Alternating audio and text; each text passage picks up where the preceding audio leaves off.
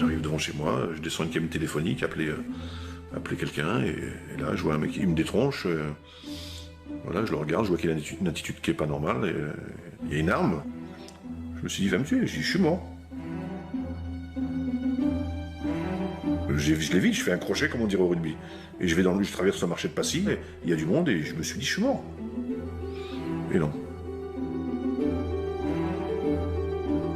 C'était pas mon heure. Je sais pas, c'était pas mon heure. Ou alors j'ai eu une réaction qui ne s'attendait pas, ils pensaient que j'allais monter sur la moto au moment où je devais monter, ils me tuaient sur la moto, ou ils devaient me tuer à un autre moment, ils étaient juste là en repérage. C'est un miracle que je sois vivant.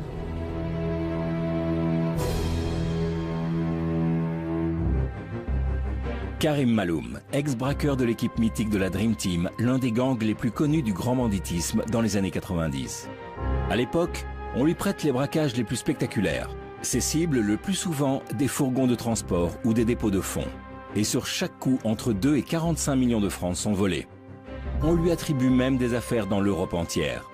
En août 99, plusieurs hommes cagoulés immobilisent ainsi à Malaga en Espagne un fourgon blindé et s'emparent de 540 millions de pesetas, soit 20 millions de francs. Là encore, la police espagnole accuse la Dream Team française. Fortement soupçonnée pendant plusieurs années, l'équipe n'est pourtant jamais arrêtée. À chaque procès, les policiers venaient et défilaient en nous disant « cette affaire est attribuée à la Dream Team » alors que finalement, soit on était acquitté, soit on avait un non-lieu. De 1985 à l'an 2000, la Dream Team enchaîne les attaques réussies. 15 ans de parcours. Et leur plus gros coup, c'est sans doute le braquage d'un fourgon blindé de la Brinks à Gentilly en 2000, filmé en direct, mais pour lequel, cette fois, Karim Maloum et 3 autres membres du gang tombent. Karim Maloum est alors condamné à 13 ans de prison. Relâché en 2010 en liberté conditionnelle, il doit pourtant à nouveau vivre en cavale, traqué cette fois par des ennemis du milieu, pour, semble-t-il, une sombre histoire de règlement de compte. On me demande quelles sont tes occupations aujourd'hui, j'essaye de ne pas me faire tuer, j'essaye de survivre. Après avoir échappé à 2 tentatives d'assassinat, Karim, encore en liberté conditionnelle en 2012, accepte de témoigner et de raconter son histoire. Mais pour le rencontrer, il aura fallu faire preuve d'une grande discrétion afin d'éviter de le mettre plus en danger encore. Il nous donne rendez-vous dans le sud et nous reçoit dans une de ses planques. J'accepte aujourd'hui de parler, au cas où certains voudraient me faire taire à jamais. J'ai un devoir de transmission, il y a un devoir de mémoire vis-à-vis de ma famille, de mes enfants. Karim Maloum de la Dream Team, ça veut rien dire du tout. Ça fait vendre des journaux, ça fait faire des émissions. La réalité, elle est tout autre. Vous nous appelez la Dream Team, moi je dirais c'est une équipe de rêve pour une vie de cauchemar. Voilà ce que c'est. Et sans s'en douter, le cauchemar commence pour lui il y a un peu plus de 20 ans. Il intègre alors la Dream Team de manière plutôt fortuite, en devenant d'abord garde du corps. Un jour, un ami, dans les années 90, me dit « Est-ce que Karim, ça t'intéresserait pas d'être garde du corps ?» Je dis « Mais moi, j'ai jamais été garde du corps de ma vie, je sais pas ce que c'est. » Il me dit « Mais non, vas-y. » Donc j'y vais, comme ça, là, comme on dit, comme on dirait, au flanc. J'ai travaillé pour un marchand d'art, et puis après je travaillé pour un homme qui était à Abidjan. Donc voilà, j'ai fait ça pendant 5 ans. Je m'occupais de la robe des enfants, j'étais leur homme de confiance. Je vivais comme un milliardaire sans être milliardaire, quoi. Dans ce milieu de la protection rapprochée, on rencontre toujours un peu des gens un peu des marginaux, de la société, on va dire des aventuriers ou des gens qui font des choses. Toujours un gars me propose de monter au braco avec lui. Je lui dis mais moi j'ai jamais braqué de ma vie, hein, pourquoi tu me demandes à moi? Et le gars me dit non mais j'ai entendu parler de toi, que t'es quelqu'un de correct, tout ça. Et ça a démarré comme ça. Moi j'ai toujours voulu affronter mes peurs. Donc je me suis dit, est-ce que je suis capable de faire ça? Est-ce que c'est pas la façon de vaincre une de mes peurs? Karim n'avait jusqu'ici jamais joué les gros bras. Jeune, rien ne le prédestinait d'ailleurs à être un voyou terrorisant la société. J'étais un enfant timide, introverti, qui rougissait. C'était un peureux petit, un peureux. C'était pas le dur à cuire, le caïd. Non, pas du tout. Mais alors pas du tout. Hein, non. C'était moi qui le protégeais même. Karim grandit ainsi à Paris aux côtés de sa grande sœur Isabelle, de son frère et de ses parents. Ces derniers tiennent une affaire qui tourne dans la restauration. Gâtés, chéris, les enfants ne manquent de rien. Seulement voilà, adolescent, Karim va vivre un événement déterminant dans la suite de son parcours. À l'âge de 14 ans, j'ai eu de graves problèmes de santé sur Paris. Je faisais pneumonie, congestion pulmonaire, malade coup sur coup, j'arrêtais pas. J'avais ce médecin qui s'appelait Dr Wolf à l'époque, et qui dit à mon père, ça me reste en mémoire toujours, ça partira jamais. Il dit à mon père, si vous voulez votre réussite sociale, restez sur Paris, vous avez votre hôtel, votre restaurant, votre maison à la campagne, votre appartement dans le 15e. Maintenant, si vous voulez la santé de votre fils, il faut partir. Il faut partir dans le sud, pour ses poumons, pour ses bronches. Et en l'espace de 15 jours, mon père a tout vendu. On s'est retrouvé dans une 204 avec la remorque, les chiens, la famille, à partir dans le sud alors qu'on connaissait personne. Direction Perpignan, où Karim arrive finalement à s'épanouir et à recouvrer la santé. On est arrivé dans une région du rugby, Perpignan, donc on ne pouvait pas faire autrement que je jouer au rugby. Et pour moi, le rugby, je pense, ça a apporté beaucoup de choses. Ça a changé ma vie. Le rugby a changé ma vie. Ma façon de voir les choses et de me comporter vis-à-vis des gens. Il devient même rugbyman professionnel au sein de l'USAP, le célèbre club perpignanais, l'un des plus titrés du top 14 en France. Une nouvelle vie réussie pour lui, ce qui n'est à l'époque pas le cas de sa famille. Quand on est arrivé à Perpignan, mon père n'a pas voulu reprendre de restaurant ni de bar, il a voulu s'occuper de l'éducation de ses enfants. Donc leur situation financière a périclité. Ils ne me l'ont jamais reproché, mais en tant qu'enfant, on a toujours ce souvenir, à 14 ans, que vos parents abandonnent leur réussite sociale pour la santé de leur enfant. Donc quelque part, vous vous sentez coupable. Quand vous voyez vos parents dans une mauvaise posture financière, vous dites c'est un peu ma faute. Jusqu'à l'âge adulte, Karim porte ce fardeau secrètement. Alors le jour où on lui propose de participer à un braquage, il accepte, pour ses parents. Je me suis dit, je ne peux pas les laisser comme ça. Hein, donc j'accepte. Je me suis dit, ça va aller plus vite. Moi, j'ai basculé essentiellement pour ça. Voilà. J'ai pensé que c'était un raccourci. J'ai pensé prendre un raccourci. Bon, j'ai pris un vrai labyrinthe. Et quand on est braqueur en herbe, on fait forcément des erreurs de débutant. Le premier braquage, quand il faut mettre une cagoule, bah, écoute, je la mets à l'envers. Il n'y a que moi qui me suis rendu compte, hein, mais bon, c'était, voilà, c'est un peu, c'est burlesque, mais bon, c'était ça. Je trouvais pas mon calibre. J'avais une arme, elle était dans deux blousons, je l'ai même pas sortie. J'ai poussé une gueulante, un cri, pour que tout le monde se mette à plat ventre. Et je me suis dit, c'est que ça. L'affaire s'est faite en 5 secondes. J'ai pas sorti d'arme, je voyais rien. J'ai dit, putain, on est parti avec de l'argent. J'étais vraiment un novice. Un novice qui apprend vite et rejoint donc le gang le plus redoutable en matière de braquage, qu'on surnomme très vite la Dream Team. Une référence à la fameuse équipe de basket américaine, forte de ses exploits lors des JO de Barcelone en 92, et considérée comme la plus grande de tous les temps. Karim Maloum et ses collègues seraient ainsi les Michael Jordan et Magic Johnson du braquage. L'expression Dream Team vient d'ailleurs des policiers eux-mêmes qui, à un moment donné, considèrent que c'est le gratin du banditisme qui se réunit, puisque vous avez des gens qui viennent de Perpignan, de Lyon, de Marseille, de Corse, de Toulon, de Paris, et ça forme une espèce de Dream Team. À part 2 ou 3 qui étaient vraiment ancrés dans le banditisme, d'autres c'est tous des révoltés un peu de cette société dans laquelle on ne se trouvait pas. Donc c'est un peu ça, c'est sans doute que les policiers ont du mal à nous mettre la main dessus, c'est sans doute par rapport à ça, parce qu'on rentrait dans aucun critère. Donc voilà, je crois qu'il y en a un, le premier braquage qu'il avait fait, c'était pour payer ses ouvriers, il n'arrivait pas à payer ses ouvriers, il a fait son premier braquage pour payer ses ouvriers. L'autre c'était pour assurer l'entreprise de son père, moi c'était par rapport à la situation financière de mes parents. Donc on s'est retrouvés un peu dans... On avait des valeurs communes. Voilà. Un des premiers braquages sensationnels qu'on leur attribue, c'est celui d'un avion d'Air Inter sur le tarmac de l'aéroport de Perpignan le 13 août 1996. Un Airbus A320 d'Air Inter Europe a été braqué par un groupe d'au moins 4 hommes sur l'aéroport de Perpignan vers 18h30. Ils ont filé butin en poche. Les précisions de Benoît Thévenet. 18h20, 3 fourgonnettes forcent un portail d'accès aux pistes de l'aéroport de Perpignan. Les 3 véhicules s'immobilisent devant l'avion qui effectuait une manœuvre en bout de piste. Plusieurs hommes armés déploient alors une banderole sur laquelle est écrit « Coupez le moteur et ouvrez la soute ». Mais l'enquête ne parvient jamais à prouver la responsabilité de la Dream Team. Karim, lui, a toujours nié leur implication. Pourquoi ça serait nous? C'est parce qu'on habite Perpignan, on est de Perpignan. Voilà, c'est n'importe quoi, c'est juste on prête qu'aux riches. Voilà. Seulement 4 braqueurs sur le tarmac. Pourtant, l'équipe compte à l'époque 12 membres. Parmi eux, entre autres, Michel Crutel, originaire de Drancy, Christian Oraison de Manosque, Bruno Cellini de Villejuif, Daniel Bélanger de Limoges, Daniel Merlini de Marseille ou encore Jean-Jacques Naudot de Perpignan. Tous venus d'horizons différents et tous avec des profils hauts en couleur, ce qui leur vaut dans la presse des surnoms dignes de fiction. T'en as un qu'on appelait le bavard parce qu'il parlait jamais. Parce que moi j'étais gros, on m'appelait le gros. C'était pas le gros, on m'appelait l'abbé Pierre. Parce que dès qu'il y avait un malheureux, je pouvais pas m'empêcher d'aller vers lui et de m'occuper de lui. Comme Michel Crutel, on dit que c'était le militaire. Alors quand on vous reprenait des articles de presse, on l'appelait militaire parce que c'était un homme qui maniait extrêmement bien les armes de façon militaire. Rien à voir. Une fois il s'est coupé les cheveux, on l'appelait le militaire parce qu'il avait juste une coupe d'un militaire. Donc c'était des boutades.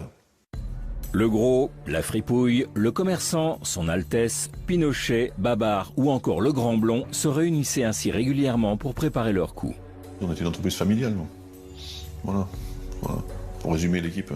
Chacun avait été complémentaire. Justement, c'est pour ça que ça marchait. Il n'y avait pas un qui s'est levé pour écraser les autres. C'était vraiment une discussion. Il y avait des tableaux noirs qui étaient faits. Il y avait des votes à main levée. On fait telle affaire. Qui est d'accord, qui n'est pas d'accord. On avait une vraie démocratie dans notre équipe. Voilà. Il y avait débat. Oui, il y avait débat, bien sûr qu'il y avait débat. Il y avait des vrais débats. Il y avait des débats sur les affaires qu'on devait faire et puis qu'on n'a pas faites. Parce qu'il n'y a pas eu d'unanimité. Ou des affaires où on était sûr de prendre de l'argent et on était sûr de laisser des gens sur le tapis, aussi bien de notre côté que de l'autre côté, on ne les a pas faites. L'argent, on l'aurait pris, c'est sûr. Mais avec les dommages collatéraux, ils étaient importants. On n'a jamais versé de sang. Jamais. On a eu de la chance, ça aurait pu arriver. Mais on a tout fait pour que ça n'arrive pas, ça n'est jamais arrivé. J'ai eu ce genre de soulagement de dire qu'il n'avait jamais tué personne, que c'était pas un meurtrier, juste un braqueur. Voilà, ça oui. Et ça, je suis fière de le dire. Voilà, parce que mon frère n'est pas un meurtrier, un braqueur. C'est tout, un braqueur. Ce que je me rappelle, moi, c'est des tablés. Ça, on avait des repas, il y avait des dialogues, c'était digne des films d'Audiard. C'était des charriades, des boutades, alors que c'était grave quand même ce qu'on allait faire. Mais il n'y avait jamais de stress, ou alors quand il y avait un qui était en stress, il y avait toujours un mec qui était là pour envoyer le bouchon, envoyer le mot pour le détendre. Donc c'était des courses, on allait faire nos courses sur le marché. Il y avait un qui était cuisinier, qui faisait à manger pour tout le monde. On avait un autre, il pouvait pas les braquer sans prendre une plaquette d'Imodium. Voilà, et pourtant c'était un braqueur chevronné, mais il lui fallait de l'Imodium. Mais c'était quelque chose. Que les personnages, les vrais personnages. Le moment des repas était même un moyen de se jouer de la police. On avait pris le guide Michelin et pendant des années, on se retrouvait, on dit bah écoute, tu prends ta carte page 12, ligne de 27, on se retrouve là à telle heure. C'était seulement l'adresse d'un restaurant. C'était le guide Michelin. Donc longtemps ils ont dû chercher qu'est-ce que c'est que cette carte. Voilà. Quand j'en parle avec le sourire parce que c'est des vrais moments que voilà, on peut pas nous enlever quoi. Aujourd'hui, Karim Maloum a purgé la quasi-totalité de sa peine. Beaucoup de ses potes ont disparu. Lui tente de rentrer dans les rangs, mais a gardé des fortes amitiés de ses années de détention. Il y a rencontré Christophe Rocancourt, l'escroc des stars, Roger Nobelpis, un des compagnons de cellule de Messrine, ou encore Raymond Chou, ancien braqueur. C'est très rare, mais quand ils le peuvent, ils se retrouvent en petit comité pour partager un repas pour le moins convivial. Une simple question. On est d'accord que Roger nous dit constamment qu'il est à la ramasse, que les temps sont durs. Regarde la Rolex en or. Allez, mets-toi à table. Regarde-le, il a recassé la montre tout de suite. Regarde là-bas. Ça fait 20 ans que je l'ai. Allez, voilà, 20 ans. Ah, il est beau, l'ex-ennemi public numéro 1. Il est beau. Je te la rends 4 000 € si tu veux. 4 000 €, mais tu te rends compte comment il te balance des chiffres? 4 000 €. C'est que dalle pour toi. Moi? Avec tout ce que t'as dans les coffres. 35 millions de dollars qui étaient emplâtrés. On ne peut pas croire ce que les médias disent. J'ai bien entendu ça à la télé. 35 millions de dollars. Mais les écoute pas, c'est tous des J'ai menteurs. entendu, je sais sur quelle chaîne, je sais plus quoi. Là. Un jour, D'ailleurs, j'allume la télé, je vois ça pas une terrible. chambre chez toi, j'allais aller chez toi. L'escroc numéro 2 ou numéro 1, je sais plus. Pourquoi numéro 2? Comment tu Mais fais tu me gentil, toi. Ah bah, tu avais mis numéro 2. Non, ah bah là t'es malhonnête. Je sais pas qu'ils avaient mis. Non, rectifie-toi. Ce que j'ai Les retenu, archives c'est parlent. 35 Numéro 1. 35 millions. Moi, j'ai dit au gouvernement, je te nommerai ministre du budget. Quel extraordinaire. Les caisses seraient vides. Nous, on en est arrivé à faire des t-shirts. Ouais. Regarde l'escroquerie. Qu'on n'a pas une thune, on est obligé de se mettre dans l'honnêteté. Regardez le t-shirt de Christophe, c'est pas beau ça? Dreamrock. Dreamrock. Non, mais... Ça, c'est une idée qu'on a eue tous les deux. Voilà. La Dream Team et Rocancourt. On est dans la reconversion. On est dans le textile aujourd'hui. C'est vrai qu'aujourd'hui, de toute façon, l'avenir, il n'est pas dans la voyoucratie. On a compris qu'il n'y a plus de voyous. Vivre sans cet espoir, si tu veux, d'être délinquant, c'est vraiment la dictature totale. Tu sais que tu ne vas pas échapper ni au chômage, ni à l'usine, ni à la précarité. Tu vas rester chez toi. Tu vois, le manque d'argent va t'enfermer chez toi. Quand on ne fait pas l'apologie du bandit, ce soir, on fait l'apologie de l'amitié. On va trinquer. Qui? Pote. Oui. C'est vrai. T'as trinqué avec moi? Alors, hein? Moi, la vraie histoire de la Dream Team, c'est des repas comme ça. C'est des repas entre amis. Là, je me régale, on est entre amis. Mais j'aurais aimé que mes amis soient là, ce soir. Quand des fois, j'imagine le tour d'une table avec tous mes amis. On était 12. Hein? J'en vois plus de 3 à table, toi. Ce sont des gens qui étaient avec nous. C'est pas une réussite. Et il y en a aucun qui est mort dans son lit. Hein. Il y en a aucun qui est mort dans son lit. Et pourtant, on n'était pas des crapules. Les fins tragiques des membres de la Dream Team sont en effet nombreuses. Michel Crutel est exécuté de 8 balles dans le corps au printemps 99, lors d'une attaque avortée d'un entrepôt du sud de l'Espagne. Il y visait une cargaison de 300 kg de hashish. Christian Oraison est assassiné en août 2008 à Manosque suite à un règlement de compte lié vraisemblablement à un trafic de machines à sous. Daniel Merlini est abattu à son tour le 17 mars 2010 près de Marseille, supposé mêlé lui aussi au milieu corse des machines à sous. Il n'y a pas de braqueur heureux, ça n'existe pas. On avait un ami qui disait que si vous croyez qu'un jour vous pensez que vous allez mourir sur une île déserte, il nous disait toujours ça. Il dit, vous allez mourir sur le tas. Il avait raison. Et lui, il est mort sur le tas. Là, moi, je me suis coupé un doigt que j'ai envoyé à Badinter. Un jour, il y a donc Dédé Conquet et quelques autres. Ils disent on en a marre de Badinter, on va tous se couper un doigt pour qu'il démissionne. Alors au départ, on était 50, et par une prompte désertion, on était 7. Guillon n'arrivait pas à se couper. Avec Guillon, alors j'ai attrapé Guillon. Ah, je suis bien tenu, toi. J'ai mis la main comme ça, le couteau comme ça, et Stelno il est arrivé, paf, le doigt. Et qui l'a coupé ton doigt, toi? Ouais, c'est rien. Pareil, c'est Dédé qui me l'a coupé. Ah ouais? Et moi, j'ai coupé celui de Dédé. Parce que Dédé, c'était mon pote. Il a été condamné avec moi dans l'affaire de la gare du Nord.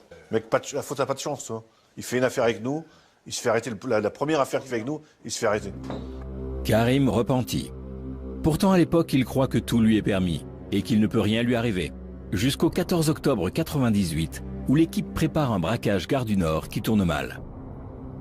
Nous, on nous donne le tuyau, comme quoi il y a des gens qui vont arriver de Belgique, avec des pièces d'or dans les valises, et puis de l'argent, dont on décide de faire cette affaire. On est plusieurs sur cette affaire.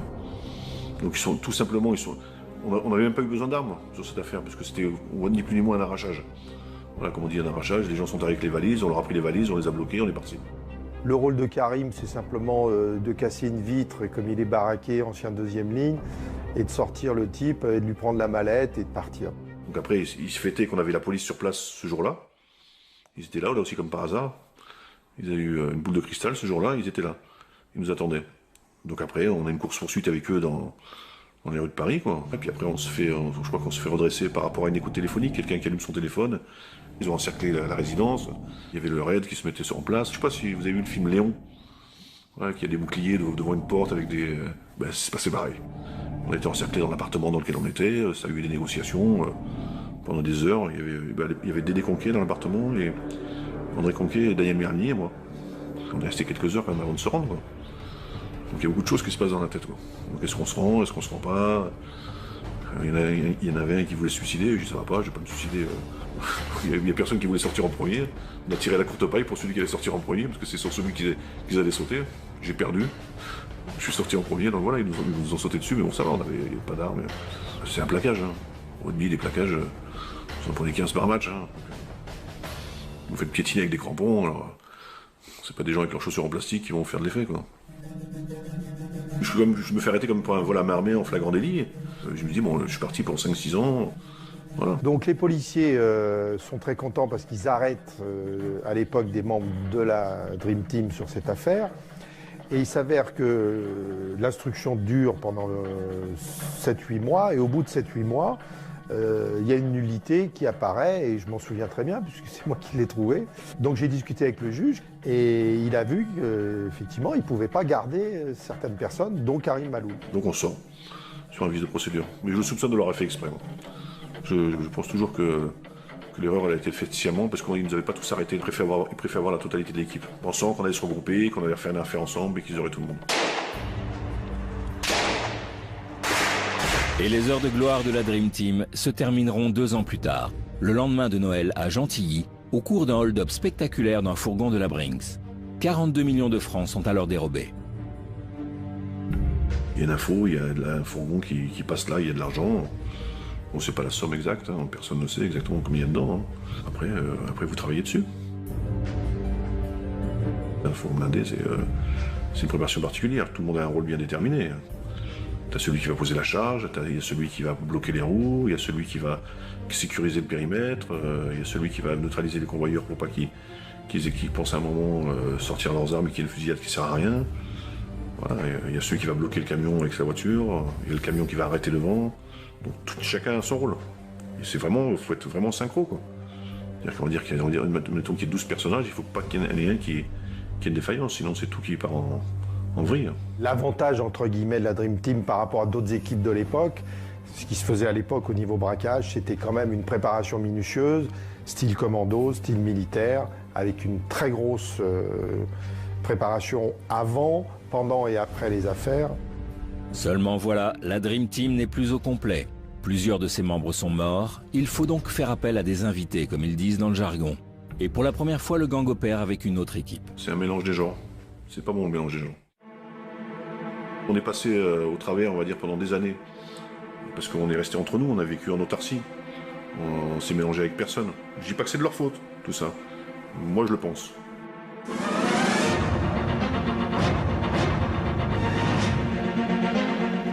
Messieurs, bonsoir. Voici les titres de l'actualité de ce mardi. Encore une attaque à l'explosif contre un fourgon blindé. Un convoyeur de fond a été légèrement blessé à Gentilly, près de Paris. Un commando fortement armé avait tiré au lance-roquettes contre 2 fourgons de la Brinks. Les malfaiteurs ont pris la fuite après s'être emparés du butin. Voilà, le braquage est réussi. Tout le monde est rentré, on compte l'argent. Voilà. On mange ce qu'il y a à manger, on fait pas la fête, puisque dans les journaux, on dit qu'on a sabré le champagne, qu'on a fait la fête. Non, pas du tout. Manger des sandwichs, on a dormi par terre. Pourtant, on avait l'argent. Hein. J'avais l'argent sur mes pieds. Je pensais à comment on allait le dépenser le lendemain, toi. Mais j'ai pas eu le temps, parce qu'à 6 h, le réveil, il a été brutal, quoi. La fuite des braqueurs d'hier n'aura peut-être été que de courte durée. Ce matin, 6 hommes soupçonnés d'avoir participé à l'attaque de Gentilly ont été interpellés dans l'Essonne. On s'y attendait pas du tout, non. Le réveil, il a été costaud. Quand on arrive à 6 h du matin, qu'il y a 20 ou 30 mecs cagoulés qui arrivent, voilà. On se rend compte aussi ce que ça fait quand nous on arrivait cagoulés aussi. Voilà. Donc c'est un peu aussi un juste retour aux choses. C'est l'impact psychologique que tu peux avoir sur des gens, ça peut être choquant. Donc on va dire qu'on a été choqués. Voilà ce que les policiers ont découvert tôt ce matin dans un pavillon de la banlieue sud. Une cinquantaine d'armes à feu, des armes de poing, mais aussi des fusils d'assaut, à côté de stocks d'explosifs et de détonateurs. En même temps, 6 hommes étaient interpellés. 4 d'entre eux sont fichés au grand banditisme. On se fait arrêter dans la planque Merlini, Cellini, Nodo et moi. 4. Je me revois attaché dans la cuisine avec Merlini, parce qu'il nous avait mis à part. Je ne sais pas pourquoi Merlini et moi, ils nous avaient mis de deux côtés dans la cuisine. Je suis quand même bien amoché, parce qu'ils m'ont bien savaté, comme on va dire. Donc je suis en centre, hein. Je m'en parlais toujours, ils appellent un médecin, SOS médecin. Le médecin, SOS médecin, il arrive là-dedans, et c'est comme une pièce comme ici, quoi. Et puis elle est bourrée d'armes. Il y a des lance-roquettes, il y a des fusils mitrailleurs, il y a une tonne de cartouches. Donc il arrive là, il me dit, il est en train de me soigner, il me dit, mais comme ça il me fait. Je sais pas ce que vous avez fait. Il me dit, bon courage, il m'a dit. Comme ça, il me dit, mais le médecin, c'était... Tu vois, même là, il y avait même là que c'était critique. J'étais obligé de rire, voilà. Voilà. Quand ils nous ont arrêtés, pour eux, c'était... voilà, c'est une réussite, hein. On va dire ce qui est, hein. Comme un policier m'a dit, il me dit, je lui disais, t'es en train de prendre du grade. Lui, il m'a dit, toi, t'es en train d'en perdre. Il avait raison. C'était ça. Voilà. Outre les armes, sur place, la police retrouve donc une bonne partie du butin. 20 millions de francs, il retrouve. Et les autres 20 millions de francs? Évaporés. Avec les gens qui se sont évaporés.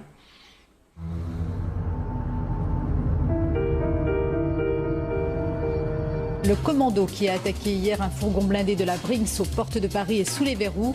Les gangsters ont été repérés grâce à un témoignage. L'affaire de Gentilly, c'est un grand mystère. Caméra, photographe, témoin miracle qui poursuit les braqueurs avec sa voiture. Selon nos informations, les policiers ont bénéficié d'un renseignement très précis. Lorsqu'ils prennent la fuite, les braqueurs posent un gyrophare de police sur une de leurs voitures, comme en témoignent ces images amateurs. Mais sur l'autoroute, une des voitures du gang fait une queue de poisson à un automobiliste qui du coup aurait suivi le véhicule des braqueurs jusqu'à la planque, ce pavillon de banlieue. Là, Il aurait vu les malfaiteurs débarquer leur butin. Prévenus, les policiers n'ont pas manqué le coup de filet. La version officielle, c'est un homme qui avait le café à côté de l'hôtel. Il faisait le baptême de son fils. Il a entendu des coups de feu, il a entendu du bruit. Il a pris son appareil et il a filmé la scène.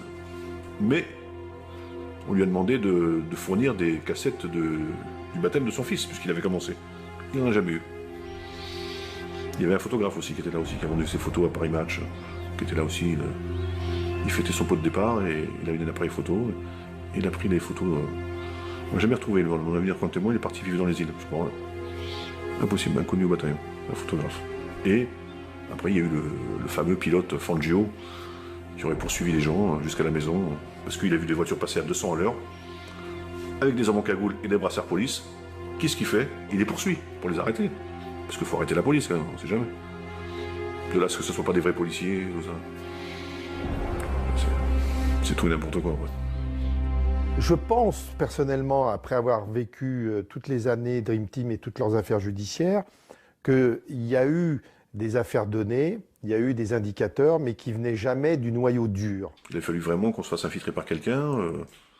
L'histoire du type qui a suivi les bagnoles de police avec une voiture jaune, tunée, et qui les a vus rentrer dans un pavillon, ça a fait rigoler tout le monde. Ce jour-là, la sœur de Karim est loin de se douter dans quel pétrin est son frère. Elle et sa famille l'imaginent en mission de protection rapprochée à l'étranger. Son avocat m'appelle, me dit que mon frère s'est fait arrêter, donc je ne sais pas pourquoi. Et là, j'apprends ce qu'il a fait. Ils sont tombés des nues, quoi. Ça m'a choqué de voir les images de ce braquage, parce que c'est mon petit frère, dans ma tête c'est mon petit frère, j'imagine même pas qu'il puisse faire une chose pareille, quoi.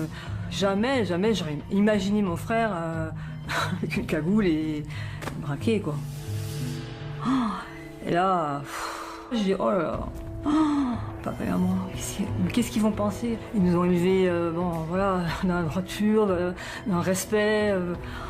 Ça a été, moi j'étais effondrée, quoi. Je savais plus quoi penser, je savais plus quoi faire, quoi. J'essayais de cacher mes parents, et puis bon, après bon, les journaux, on habite dans une petite ville, donc première page, voilà. Ma mère effondrée, qui bon, malheureusement a fait une thèse parce que elle n'a pas supporté, quoi, voilà. Je me rappelle du regard de mon père, c'était dur, et il me disait c'est pas possible, mon père c'était pas quelqu'un qui parlait beaucoup, pas très expansif, mais là on voyait qu'il avait pris 10 ans.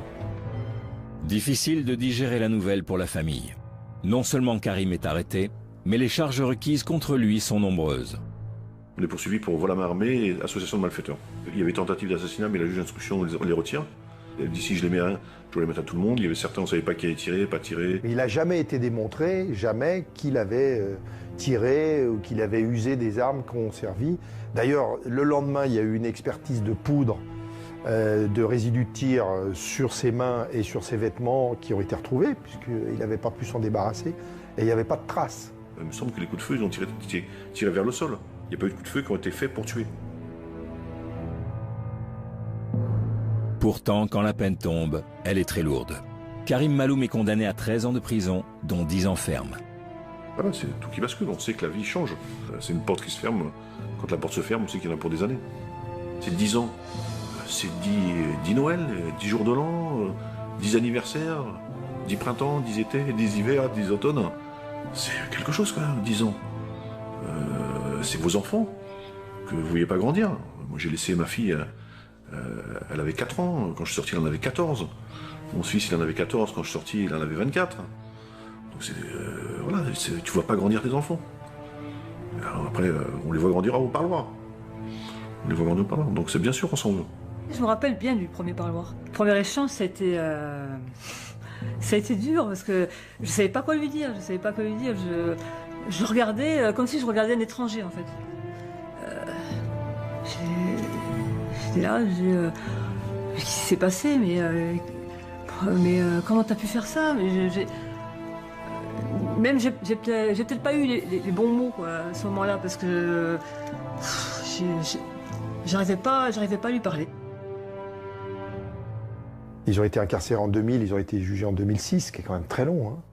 J'ai fait condamner la France à la Cour européenne compte tenu du délai déraisonnable dans lequel ces gens-là ont été jugés. Et au tribunal, le jugement s'avère délicat, car l'affaire présente des zones d'ombre.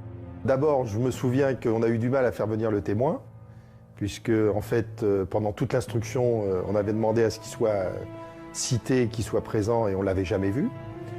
Et puis, on a réussi à le faire venir, et là, ça a été un grand moment du théâtre judiciaire, puisqu'on a eu en face de nous un réfugié politique croate, qui n'avait pas de situation régulière en France, qui n'avait pas de permis, et qui racontait un peu tout et n'importe quoi. Et je pense que les jurés de la cour d'assises ont été sensibles au fait qu'ils se sont aperçus qu'on leur mentait, que c'était pas ce qu'on leur avait dit. Ce que les policiers leur avaient raconté, l'histoire de la course-poursuite, l'histoire du hasard, ils sentaient que c'était pipeau. Et si vous voulez, ça a joué quand même, parce que si vous regardez les peines qui ont été prononcées, ce sont des peines qui sont lourdes, hein, certes. On a été condamné à 13 ans en ce qui concerne Karim. Mais ce n'étaient pas les peines annoncées.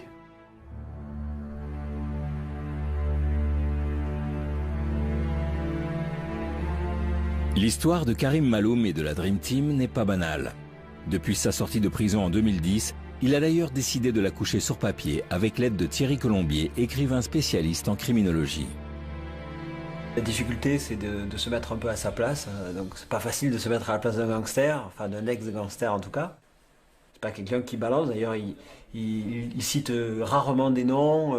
C'est très difficile à lui faire sortir des histoires, etc. Donc ça, c'est important. Est-ce qu'il me dit tout? Ça, je ne sais pas. Je ne suis pas son porte-parole. Je suis juste la personne qui va mettre des mots sur du papier. Un des gros chapitres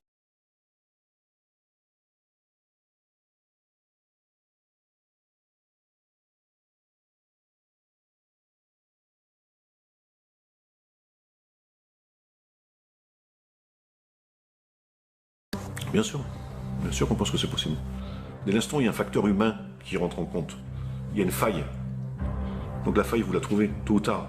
Il y a toujours des failles. Vous rentrez en résistance. Hein. On se met dans la peau d'un résistant, on s'invente des histoires. Voilà. Au début, ouais, voilà, j'y ai pensé. À l'époque, il y avait des gens qui s'étaient proposés de venir me chercher. Donc il y avait un terrain de foot qui était accessible par une usine à papier à l'époque. Les voitures pouvaient se mettre derrière avec une échelle. On pouvait passer derrière les grillages de sécurité assez bien. On avait commencé à couper les fils. Il y a quelqu'un qui me faisait la courte échelle pour passer. Tout était minuté, chronométré. C'était pas simple, mais c'était réussi. Quoi. À mon avis, c'était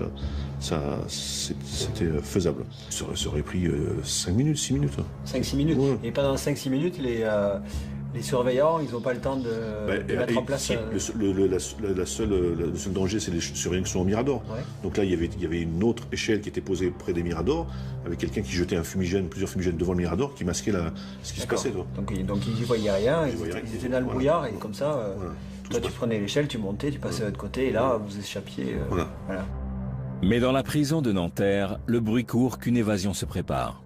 Une rumeur qui arrive aux oreilles du directeur, qui en fait aussitôt part à Karim. Il m'envoie l'information, il dit on le sait, si tu avais quelque chose de prévu, bien sûr j'ai dit que c'était pas vrai, que c'était faux, il m'a donné comme quelques précisions qui m'ont fait qu'il était vraiment au courant. C'est pas le trahir que de dire ça, c'est qu'il m'a dit, il paraît qu'il y a un joueur de rugby qui va s'évader de la prison. J'étais le seul joueur de rugby de la prison. Mais bon, je lui dis non, je ne m'évaderai pas. Je vais donner ma parole. Mais à mon avis, si je m'évadais, on nous attendait dehors. Voilà. Des gens... Je pense que les policiers devaient nous attendre. Donc je considère qu'il m'a sauvé la vie. Donc c'est toi qui as décidé de ne pas le faire? Oui, j'ai décidé de ne pas le faire. J'ai décidé de ne pas le faire parce que les gens devaient se survoler. Il aurait fallu être complètement stupide. J'ai fait une promesse à ce directeur de prison et j'ai fait une promesse à ma fille. Parce qu'à l'époque où l'évasion doit se préparer, elle vient au parloir et je dis à mon ex-femme, écoute, c'est pas la peine de venir la semaine prochaine, je serai plus là. Moi. Je lui fais comprendre. Et la petite, je me rappelle, elle a 5 ans, elle me dit, mais papa, si tu t'en vas, je ne vais plus te voir. Et elle se met à pleurer, elle a 5 ans. Et là, je me suis pas senti. Je dis, je peux pas lui faire ça. Karim Maloum n'a alors pas d'autre choix que de s'adapter à son nouveau quotidien derrière les barreaux. Il décide d'être un détenu actif et offre même de partager ses expériences de jeunesse. J'étais à la centrale de Saint-Martin-de-Ré Et on a monté une équipe de rugby. J'ai tombé avec un gars de Béziers, et tous les deux, lui aussi, connaissaient le rugby. On a monté une vraie équipe de rugby. Licencié à la Fédération Française de Rugby, on participait à un championnat. C'était formidable de faire quelque chose en détention. On avait 30 bonhommes qu'on entraînait 2 fois par semaine, plus les matchs. Puis des profils différents, avec des fois des affaires un peu sordides, mais bon, sur le terrain, c'était... voilà, ils étaient libres. Pendant 80 minutes, ils étaient libres. Ça, c'était une vraie réussite. Moi, je me rappelle à Nanterre, des jeunes que les surveillants n'arrivaient pas à maîtriser. Ils me disaient, Karim, il me dit, écoute-moi, c'est la première fois qu'on ne prend pas de cachet, on ne prend pas de shit pour dormir. Je suis un des mecs à avoir fait rentrer une promenade en chantant. Et je les faisais chanter les chansons du rugby. Et les mecs, ils appelaient le directeur, ils me disaient, ouais, il y a un mouvement collectif en détention. Tout le monde faisait la chenille et rentrait dans sa cellule en chantant la chenille. Tu sais, la chenille qui redémarre. Ah. Mais écoute-moi, jamais ils l'ont vu de leur vie, ça. Tu sais ce qu'il écrivait Shakespeare? Shakespeare. Ce sont des idiots qui gouvernent les aveugles. C'est-à-dire? Ouais, politique. Déjà, selon Shakespeare. Ah, Shakespeare? William Shakespeare. Ah ouais, mais avec ton accent, dans le Spire. Moi, je dis que c'est Spire. Je connais Spirou, tout ça. On peut parler de Shakespeare. On a droit à la culture. Ah, bien sûr. En prison, au mitard, on a appris à lire. Nos livres préférés, c'était quoi? C'était des livres de porno. Ouais. Moi, c'était Tarzan, Riceboro. Bon, moi, c'était pas Tarzan, c'était Private. Des trucs d'aventure.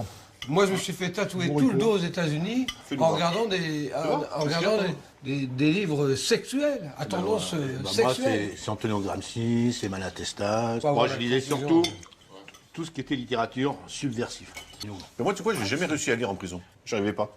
J'ai l'impression de, je sais pas, de pas vivre l'instant. Je faisais que ça, moi. Non, mais quand je disais, c'est l'impression que je sortais de la situation dans laquelle j'étais. J'y suis, je veux savoir ce que je vis. Hein.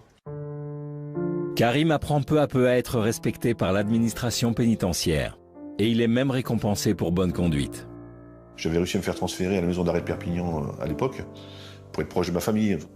Quand il va en détention, j'avais rencontré, il y avait des Anglais qui tombaient pour les trafics de cigarettes ou de stupéfiants, des routiers. Il me disait, yo Karim? Je dis, ouais, c'est moi.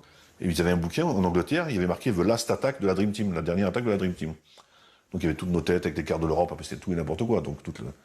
Et donc il disait mais que c'était pas fini, que bientôt un hélicoptère viendrait nous chercher. Donc à chaque fois qu'il y avait un hélicoptère qui passait de la prison, for you, il disait c'est for you, tous les Anglais. Donc imagine-toi l'administration pénitentiaire. Donc au bout de 2 mois, on m'a inventé une suspicion d'évasion. Ils m'ont baluchonné à 5h du mat, sans affaire, Paris direct. Ça a été monté de toutes pièces, c'était bidon, et ça a permis de le rapatrier dans la région parisienne. Karim Maloum est surveillé de près. D'autant qu'un nouveau suspect apparaît dans l'enquête. Antonio Ferrara, grande figure du banditisme. Proche du milieu corse, soupçonné de nombreux braquages et d'une tentative de meurtre en 1996, il est surtout connu pour sa spectaculaire évasion de la prison de Fresnes dans le Val-de-Marne le 12 mars 2003, ce qui lui vaut le surnom de Roi de la Belle. Ses empreintes et son ADN auraient donc été retrouvés sur le lieu d'arrestation de Karim. Antonio Ferrara comparaît aujourd'hui devant la cour d'assises de Paris pour l'attaque d'un fourgon de la Brinks, un palais de justice placé sous très haute sécurité. Des fourgons escortés par des membres du GIGN, des patrouilles fluviales sur la Seine, des rondes, des contrôles renforcés. Antonio Ferrara, l'homme qui comparaît dans le box, est précédé d'une sérieuse réputation, un roi de la belle. Il était considéré à tort ou à raison comme l'ennemi public numéro 1 et dès qu'il rentrait dans une affaire, tous ceux qu'il touchait de près ou de loin étaient considérés comme des gens dangereux. Jusqu'à l'arrestation de Ferrara, sa détention se passe bien. À partir du moment où Ferrara s'est fait arrêter, ça a été un enfer pour tous les autres. À partir de 2003, il y a une pression terrible. Et Karim va faire partie des gens qui vont subir la pression. J'étais classé DPS, qu'on appelle le détenu particulièrement signalé. Donc après, on vous déplace. Tous les 3 mois, on est obligé de vous changer de prison. Au total, Karim Maloum va subir 19 transferts. La Santé, Bois d'Arcy. Fresnes, Fleury, voilà, fait tout le tour quoi. C'est fait pour vous faire craquer en fait. Écroué d'une prison à l'autre, il va même passer 3 ans en quartier d'isolement. Une expérience traumatisante. L'isolement, c'est-à-dire vous êtes seul. Vous êtes seul dans la prison, vous êtes sur les toits, vous êtes isolé de la détention. Quand vous faites un mouvement, la prison est bloquée, parce que les gens n'ont pas le droit de vous voir. Donc dès qu'ils vous voient, ils vous regardent un peu, et ils pensent que tous les gens qui sont à l'isolement sont des gens qui sont là pour des crimes sexuels et qu'on protège. Donc vous vous faites insulter. Ces 3 ans, vous voyez personne, vous parlez avec personne, à part avec les surveillants. Moi je me rappelle d'une situation, des visages, vous en voyez plus. Je parlais à ma glace, je mettais ma glace devant la table, je mangeais, le seul visage que je voyais c'était le mien. Je me regardais. Je me souriais. Je me rappelle l'avoir vu à un parloir, il avait les yeux complètement hagards, il me regardait. Là, j'ai eu peur. Il y a eu un moment où j'ai perdu la notion de l'espace sensoriel. J'arrivais plus à trouver la porte de la fenêtre. Je me suis dit, je deviens fou. Karim Maloum souffre également à cette époque de problèmes familiaux. À bout, il craque et fait une tentative de suicide. Oui, je me vois les veines, avec des rasoirs. Avec un rasoir, et voilà. J'ai mon co-détenu qui est à côté, qui tape à la porte et qui me sauve. Karim rencontre alors Mousse, un formateur et ancien détenu qui anime des groupes de parole en prison. Une main tendue qui va l'aider à s'en sortir. Il parle beaucoup de ses enfants, il parle beaucoup de sa mère, il parle beaucoup de son père qui est malade. Et il ne parle que de ça. J'ai donné la main à mon père la première fois au parloir. J'avais jamais donné la main à mon père. J'avais 40 ans. Je lui ai donné la main. Il s'est mis à pleurer. Je voyais qu'il allait partir, quoi. J'ai vu un garçon brisé par la maladie de son père, par l'obstination de l'administration pénitentiaire à lui refuser la visite à son père lorsqu'il était malade. Ça a été refusé pour des raisons de sécurité. Vous savez, on est dans une ambiance très sécuritaire à l'époque. Et tout ce qui peut toucher de près ou de loin les membres de la Dream Team, tout est refusé. Même d'aller à l'enterrement de son père, entouré par les gendarmes avec des menottes, puisque c'est accordé dans d'autres circonstances, pour d'autres détenus. Là, tout est refusé. C'est pas moi qu'on a condamné, on a condamné mon père. Je trouve ça inhumain. Donc oui, j'ai été en colère. J'ai été très en colère. Il avait l'espoir de voir son fils une dernière fois. Et ça, je leur en veux. Je crois qu'il voulait le voir dehors. En fait, au moins le voir une fois dehors. Avant de mourir, le voir dehors. Je crois que c'est ça. Il m'a écrit une lettre le dimanche avant de partir. Voilà, donc il m'a dit je sais que je vous aime, mais j'ai jamais été démonstratif. Il s'est excusé. Et moi, je lui ai fait une lettre en échange et je lui ai dit bon, tu peux partir tranquille, je m'occupe de la famille, quoi. Il est mort la semaine d'après, quand il a reçu la lettre. Quand j'étais lui annoncer la mort de mon père en prison, alors là, ça a été... Là, c'est... J'ai eu un peu honte d'être en prison le jour où mon père est décédé.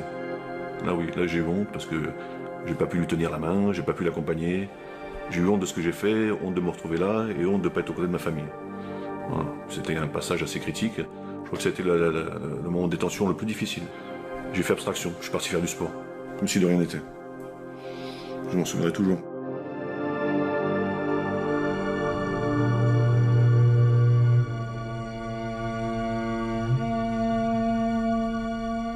Karim libre, là, c'est le soulagement complet.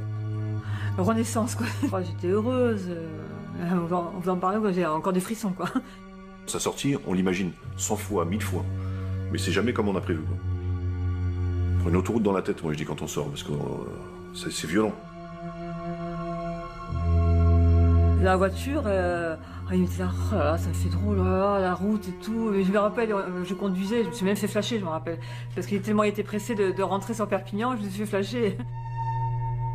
La liberté, elle fait peur. C'est contradictoire, mais la liberté fait peur à un moment. On se dit, on veut tout faire, on veut tout vivre, on veut tout, on veut essayer de rattraper le temps perdu. On est boulimique. Boulimique de vie, boulimique de vivre les choses, tellement on en a été frustré. Moi j'aime bien le soir maintenant, après manger, aller marcher, parce que c'est ce qu'on pouvait pas faire en détention. Détention, c'était la vie s'arrêtait à 18h. 18h, la porte elle est fermée jusqu'au lendemain. Je pense souvent aux autres qui sont en détention. Quand on sort de prison, il y a un sentiment d'abandonner les gens qui sont là-bas. Moi j'ai eu ce sentiment. On laisse des amis, on laisse une vie, on culpabilise de laisser ces gens-là, parce qu'on sait ce qu'ils vont endurer encore.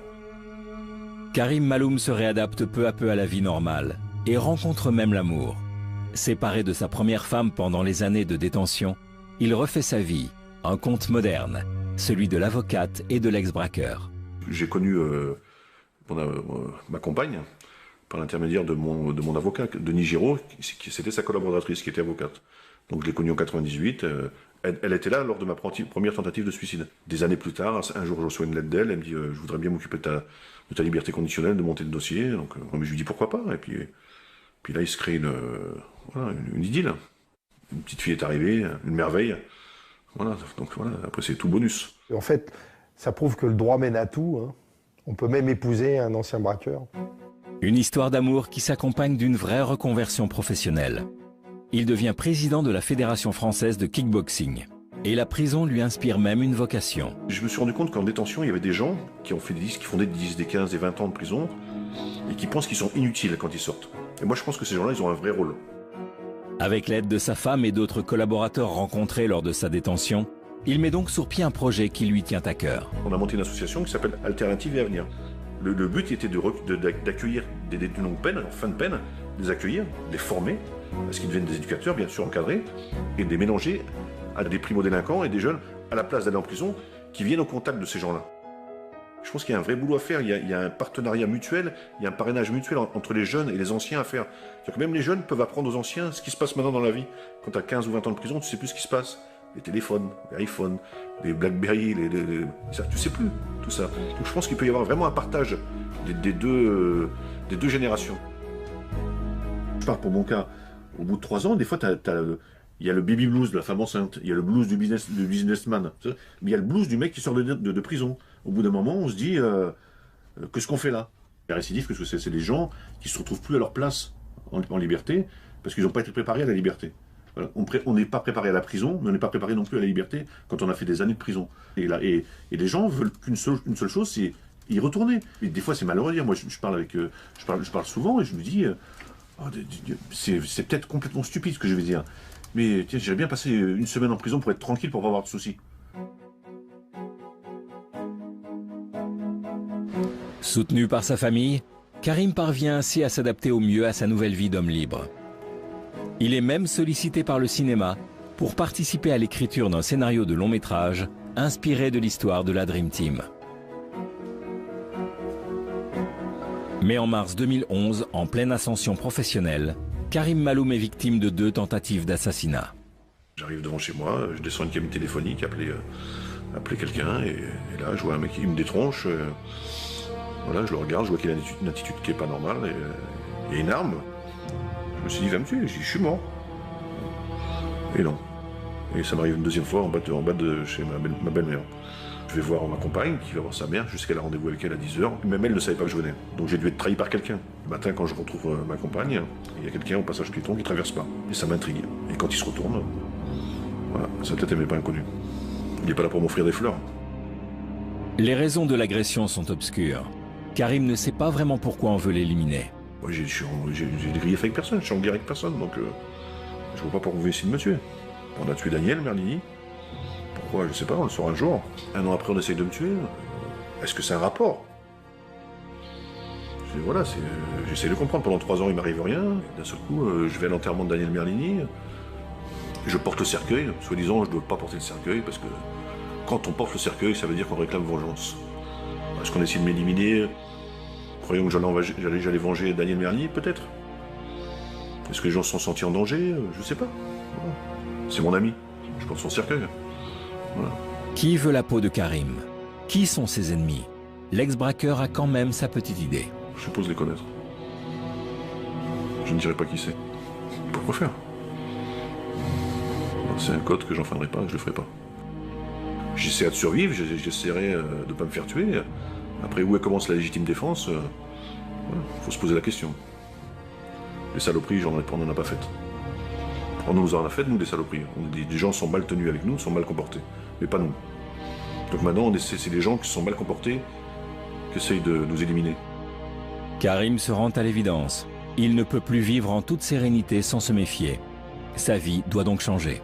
Ils ont mon adresse, mais après, je peux pas y rester, parce que si ils ont mon adresse, s'ils l'ont trouvé une fois, ils la trouveront 2 fois, parce que c'est des gens qui ont un réseau. C'est des gens qui travaillent avec beaucoup de gens, d'univers différents. Vous imaginez même pas ce que ça peut être. Comme ils ont dit, on a essayé de tuer un arabe à Paris, on n'a pas réussi à l'avoir. Voilà ce qu'ils disent. Voilà. Parce que tout se sait. Voilà, c'est tout. Une nouvelle vie commence alors pour lui. Une vie de cavale qui implique de grands changements dans son quotidien. Maintenant, au quotidien, c'est compliqué. C'est très compliqué. Je suis dans la survie. Je ne vais pas savoir si mon couple il va tenir, pas tenir, si ma vie, si je vais trouver du boulot. C'est pour l'instant, j'essaie de ne pas me faire tuer. Ça comporte une vie en retrait des autres, une vie en cavale. Pas en cavale de la police, mais en cavale de certaines personnes. ça comporte une vie de famille qui est stoppée. Voilà. J'ai une petite fille de 2 ans, je la vois plus, je vis plus avec. Je préfère que ma fille ait un père absent, ou mes enfants aient un père absent, mais un père vivant. Voilà. Donc on n'a pas réussi pour le moment physiquement à me tuer, mais comme je disais, on me tue socialement, quoi. Ça oblige à reprendre certains automatismes, à revoir certaines personnes, voilà, à se marginaliser. Malheureusement. C'est de repasser des coups de fil, c'est de ne plus dormir plus de 2-3 jours au même endroit, c'est de reprendre certaines fréquentations, de voyager sans cesse, de bouger. Mais tout ça, ça coûte de l'argent, énormément d'argent. Surtout quand l'argent, vous n'avez plus de salaire, vous n'avez plus de vie. Voilà. Après, comment on fait? Je peux vous faire dépanner, mais après, qui dit appui financier dit rendre des comptes, exactement. Quand vous demandez de l'argent, après on vous demande des services. Pour l'instant, j'en suis pas là. Mais voilà, on ne peut pas dire Fontaine. À un moment, il faudra faire un choix. Faire un choix. Mes vrais amis, j'ai pas besoin de leur dire, j'ai besoin d'aide, ils savent. Ils connaissent la situation, donc mes vrais amis, j'ai besoin de rien leur dire. Presque, ils retrouvent le Karim qu'ils ont connu quand j'étais avec eux. Alors que j'avais dit, plusieurs fois, j'ai vu l'appel des sirènes, j'avais jamais répondu, quoi. Mais dans un sens, il me dit, bah, comment, c'est pas plus mal, au moins t'es avec nous maintenant. C'est dommage de parler comme ça, mais c'est la réalité. Comme disait mon ami, il n'y a pas d'arrangement. C'était Daniel qui disait ça. Mais quand on est un ancien de la Dream Team, il y a des codes qu'on ne peut pas enfreindre. Je ne demanderai pas la protection de la police. Ils ne sont pas là pour faire ma protection rapprochée. Ils ont d'autres chats à fouetter, ils ont d'autres choses à faire. Mais bon, comme je disais, j'ai pas envie de me laisser dicter ma vie. Je fuis pas.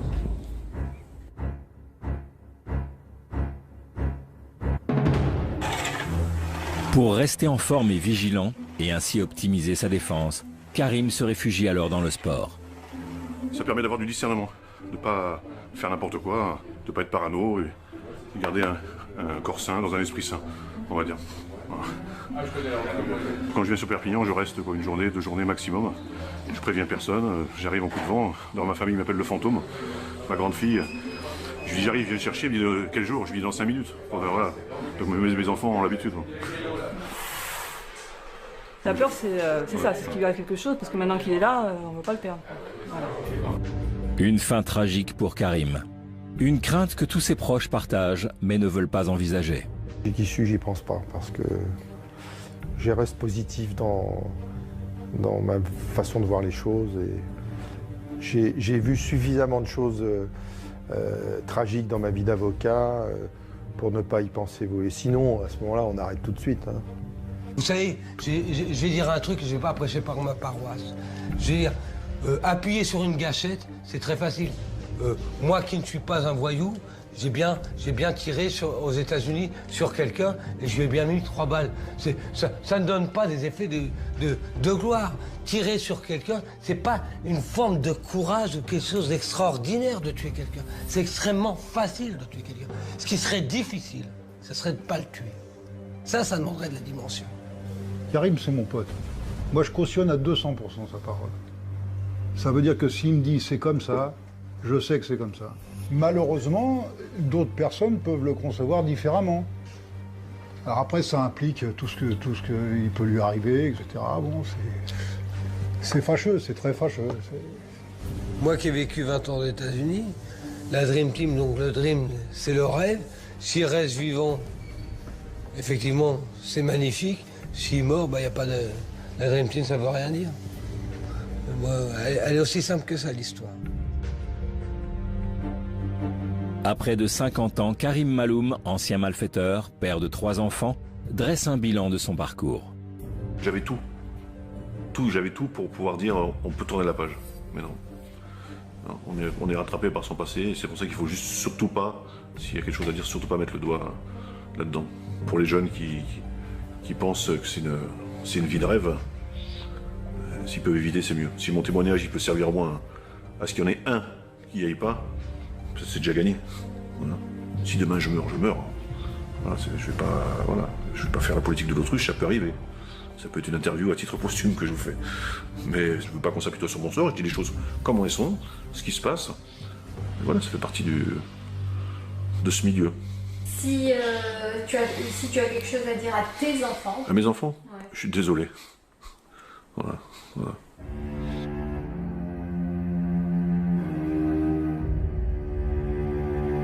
Karim aurait dû être à ce jour complètement libre.